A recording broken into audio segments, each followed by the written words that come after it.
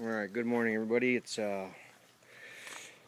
Friday, April 9th, and I went out and got some redwood and some Doug fir and these plastic mixing tubs I got at Home Depot. Excuse me, they were like $5 a piece, and I looked on the back. Kind of looked it up, did a little bit of research on it, and it is PP05. That's a plastic coat. I think it's called polypropylene, which my research shows that it is food grade safe, or food safe. So I plan on building a flower box or raised bed along that side of the bricks and along this side of the brick pavers. So I kind of drew everything out and made my list and went to the depot and got most of the supplies that I'll need. I also got some this boiled linseed oil. That's all they had that was like a wood finisher or something that, you know, will treat the wood and won't be toxic. Although I am going to be putting them in the tubs there. Figured if that fails, then I can always just pull the tubs out and just put, you know, soil in the raised bed. So they're going to be about 2 feet high, all the way around, 130 inches, 110 inches, 24 inches high, about 20 inches wide. So basically this tub will rest right inside of there. So 8 of the tubs, they're 33 liters. I figure if I get them in there and they look decent, maybe the boss will let me try some aquaponics.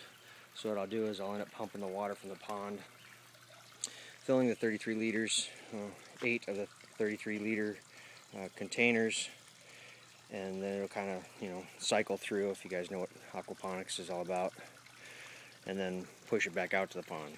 So basically it's cleaning the water. We got some, friend brought some more fish over, so I did plant one of my seeds for my bell peppers, actually a few of them in there, and I pulled them out about a week and a half later, and they actually had roots growing on them. And what's funny is those sprung up well before I just started getting sprouts over here in my little mini greenhouse, although I don't have too many of them. If you guys can help me out, I don't know what's going on with these. Because I planted one seed per little pod, and I've got like 4 sprouts, you know, 3, 4 sprouts, 5 sprouts coming out of it. And I don't know if it's, I mean, they're just kind of crap. I think they're dying. I don't know if was I supposed to pinch these off, but if you look down here, they just went real thin between the two, like they're about ready to just snap, like hairline thin. And the corn, still the corn's kind of, I don't know, only a third of them really popped up. Everything else is looking decent. I can't remember what I put here, but I noticed it's light brown, so I need to add water to it. I've been watering these things like crazy. I think because of the heat, they're drying them out real quick. I'm kind of losing some stuff there. Planted my potatoes, haven't seen anything pop up. I don't know how long these are going to take, but I kind of dug one up a little bit by hand and had just roots all over it. So that was a good sign. And then up here, I got some fruit appearing. I know Bill said that these plants are going to get crazy big. I didn't think they were going to get that big. I planted them like 2 feet apart. I figured they'd be okay. He was worried that they were going to maybe shade the strawberries. So if that starts to happen, I figure maybe I'll just start kind of trimming back the leaves on this side. And I'm getting something.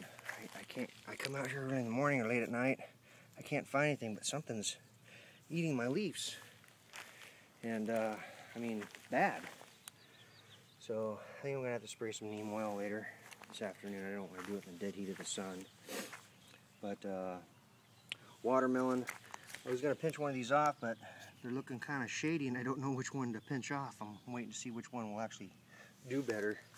This one's doing okay, but it's got a hole in it. I don't know. More holes in the leaves. And this one's just getting annihilated over here. So, I don't know what it is. This looks familiar. Can someone tell me the trick to get rid of it or what it is? But look at the mulberry tree, and this was our biggest producer, well, basically the only producer last year, and all the little berries are just everywhere. They're all green, but I mean, in no time these things are just going to balloon up.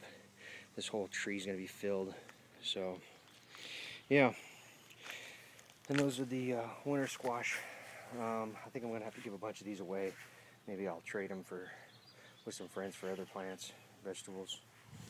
But yeah, so it's my project today. I'm going to be busy this entire weekend on something else, so hopefully I'll be able to get the majority of that done. I'm thinking I'm going to end up taking a lot of this stuff back. This is kind of pricey. Of course, it's redwood, but I'm going to chew it for about $160. No, $260 already. So hopefully, if I take some of that back, I want to try and cut my costs down as much as possible. But you know, redwood to match the redwood pergola. Didn't want to get two different types of wood. Wanted to go natural. I know this and cedar holds up the best.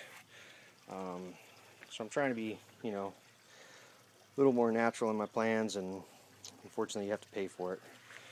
So I'll try and give you guys an update on how it's going. Thanks.